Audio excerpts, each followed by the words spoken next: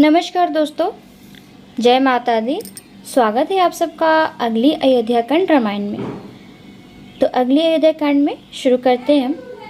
कौशल्या के महल में प्रवेश करते ही महल की परिचारिकाओं ने प्रसन्नतापूर्वक राम का स्वागत किया और फिर उनकी माता को उनके आगमन की सूचना देने दौड़ पड़ी।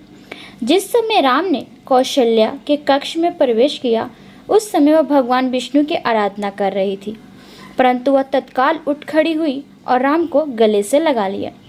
कौशल्या बोली, प्रिय राम, मैं बहुत प्रसन्न हूँ कि तुम आज ही के दिन मेरे पति के उत्तराधिकारी के रूप में कौशल नरेश बनने वाले हो।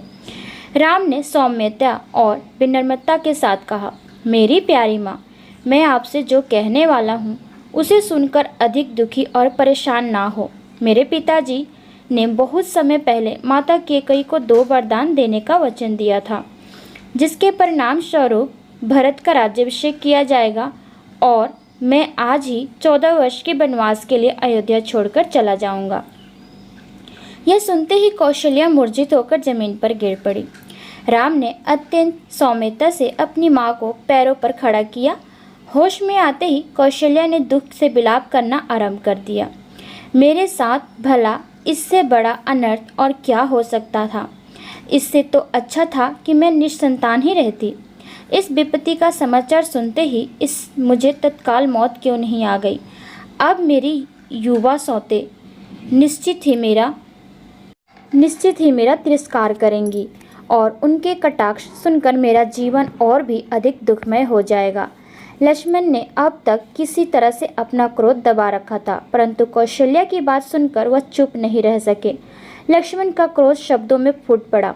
हमारे पिता वासना के वशीभूत होकर सठिया गए हैं और उनकी मति भ्रष्ट हो गई है। वह दुष्ट कैकेयी के हाथों की कठपुतली बन गए हैं। आखिर हम क्यों अकर्मण्य बने रहकर यह सब स्वीकार कर ले। जिस पिता, राजा या आध्यात्मिक गुरु को इतना ज्ञान भी नहीं रह जाए कि उसे क्या करना चाहिए और क्या नहीं करना चाहिए, ऐसे मनुष्य को पत्युष्टम का अस्वीकार कर देना चाहिए। हे राम, इससे पहले कि सबको भरत का राज्याभिषेक करने के महाराज के निर्णय का पता चले, आप तत्काल ही राज्य पर अपना नियंत्रण स्थापित कर ले। यदि समस्त मंत्रीगण और प्रजाजन इसके बारे में जानते हैं और आपके विरुद्ध है, तब भी मैं आवश्यकता पड़ने पर अयोध्या को निर्जन करने को तैयार हूँ। इसके बाद कौशल्या की ओर मुड़ते हुए लक्ष्मण बोले, मेरी प्यारी माता, आपको यह पता होना चाहिए कि मैं सिर्फ और सिर्फ राम के प्रति निष्ठावान हूँ। राम को राज्य सिंहासन पर बिठाने के लिए यदि मूर्ख दशरथ का वध करने की आवश्यकता हो तो मैं उसके लिए भी तैयार हूँ। परंतु कौशल्या को राज्य की कोई चिंता नहीं थी। उसे तो मात्र अपने प्राणों से भी अधिक प्रिय पुत्र से दूर होने का भय था। वह बोली, हे राम, कृपया करके तुम वन मत जाओ। अपने पिता की आज्ञा का पालन करके वन जाने से अधिक धर्म इसमें है कि तुम अपनी असहाय माता को प्रसन्न रखने के लिए यहीं रहो। यदि तुम गए तो मैं अन्न जल छोड़कर प्राण त्याग दूंगी, क्योंकि तुम्हारे बिना मेरा जीवन असहाय हो जाएगा। राम बोले, मेरी प्यारी माँ, अपने पिताजी की आज्ञा का उल्लंघन करना मेरे लिए संभव नहीं है, इसलिए आपको मुझे जाने की अनुमति देनी ही होगी ताकि मैं जल्दी से जल्दी यहाँ से जा सकूं। व्यक्ति को अपने पिता की आज्ञा का अनादर नहीं करना चाहिए। जरा सोचिए कि परशुराम ने कैसे अपने पिता का जमदग्नि की आज्ञा का पालन करते हुए स्वयं अपनी माता रेणुका का सिर काट दिया था। फिर लक्ष्मण की तरफ मुड़कर राम बोले, प्रिय लक्ष्मण, क्रोध के वशीभूत होकर सारे सद्गुणों को नष्ट ना करो। बलपूर्वक राज सिंहासन पर अधिकार जमाने का विचार त्याग दो और हमारे पिता की आज्ञा को शिरोधार्य करो। कौशल्या फूट फूट कर रो रही थी, क्योंकि वह अपने पुत्र को विदा होने की अनुमति देने में असमर्थ थी। राम के लिए यह अत्यंत कष्टकर स्थिति थी कि इसलिए वह कठोर स्वर में लक्ष्मण से बोले, तुम दोनों ही मुझे अपने पिताजी की आज्ञा का पालन करते हुए वनवास जाने से रोकने का प्रयास करके मेरे कष्ट को बढ़ा ही रहे हो। मेरे लिए अपने पिता की आज्ञा का पालन करना ही धर्म है और मैं कभी भी धर्म के मार्ग से विचलित नहीं होना चाहता हूँ। कुछ पल चुप रहने के बाद लक्ष्मण को शांत करने का प्रयास करते हुए राम फिर से बोले, मेरे प्यारे भाई, क्या तुम यह नहीं देख पा रहे हो कि जितनी जल्दी भरत का राज्याभिषेक हो जाएगा और जितनी जल्दी इन बातों को भुला दिया जाएगा, उतना ही जल्दी तुम्हें दुख से छुटकारा मिल जाएगा। माता कैकेयी को दोष मत दो, क्योंकि वह तो परमेश्वर के हाथों की कठपुतली मात्र हैं और परमेश्वर ही हमारी नियति का, भाग्य का वास्तविक नियंता है। परंतु लक्ष्मण को शांत करना इतना आसान नहीं था। वह क्रोध से बोले, हे राम, ऐसा जान पड़ता है कि आप नपुंसक हो चुके हैं। आपने अपनी शक्ति पर विश्वास करने के लिए क्षत्रिय उत्साह का त्याग कर दिया है और नियति के आगे हार मान ली है। मैं ऐसा कायर और नपुंसक नहीं हूँ। मैं स्वयं अपनी शक्ति से अपना भाग्य बदलूंगा और आज ही के दिन आपको राजसिंहासन पर बिठाकर आपका राज्याभिषेक करूंगा।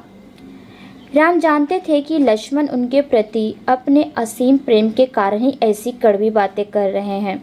उन्होंने अपने भाई की आंखों से अश्रु पोंछे और उसे शांत करने का प्रयास करने लगे, जबकि कौशल्या अब तक ये समझ चुकी थी कि कोई भी चीज़ राम को उनके मार्ग से विचलित नहीं कर सकती है। इसलिए वह याचना करते हुए बोली, मेरे प्रिय बेटे, यदि तुम अपने पिता की आज्ञा का पालन करने को संकल्पबद्ध हो तो फिर मुझे भी अपने साथ जंगल ले चलो। राम बोले, प्यारी माँ, कैकेयी द्वारा धोखे दिए जाने और फिर आपके द्वारा छोड़ दिए जाने बाद महाराज दशरथ निश्चित ही अपने प्राण त्याग देंगे। किसी भी धर्मपरायण और पतिव्रता स्त्री का सबसे पहला कर्तव्य यह है कि वह किसी भी स्थिति में अपने पति का साथ ना छोड़े। एक स्त्री को कभी भी अपने पति का त्याग करने के बारे में सोचना भी नहीं चाहिए, क्योंकि जब तक वह जीवित है तब तक उसका पति ही उसका परमेश्वर है। कोई स्त्री चाहे कितनी भी सरल हृदय या धार्मिक हो, परंतु यदि वह अपने पति की सेवा नहीं कर पाती तो वह पाप करती है। समस्त श्रुति और स्मृति यही बताते हैं। मेरी प्यारी माँ, आप पिताजी के साथ रहिए और मेरे लौट कर आने की प्रतीक्षा करिए। मैं 14 साल बाद निश्चित ही वापस लौटूंगा। यह सुनकर राम के साथ जाने और रहने की कौशल्या की सारी आशाओं पर पानी फिर गया और अंततः उसने राम को आशीर्वाद दिया। कौशल्या बोली, ईश्वर करे कि तुम शीघ्र ही वापस आ जाओ ताकि मेरे जीवन में फिर से प्रसन्नता आ सके। ईश्वर करे कि जिस धर्म के प्रति तुम अब इतने अधिक निष्ठावान हो वह तुम्हारी रक्षा करे। स्वर्ग में रहने वाले देवगण तुम्हारी रक्षा करे और विश्वामित्र से मिले अस्त्र शस्त्र तुम्हारी सुरक्षा करे। समस्त चल और अचल जीव व पदार्थ, स्वर्ग और पृथ्वी, वायु, धरती और जल तुम्हारी रक्षा करे। हे राम, ईश्वर की कृपा से तुम प्रसन्न रहो और यही मेरा आशीर्वाद है। तो इसके बाद की कथा में मिलते हैं आपसे नेक्स्ट वीडियो में। तब तक के लिए इजाज़त दीजिए। धन्यवाद।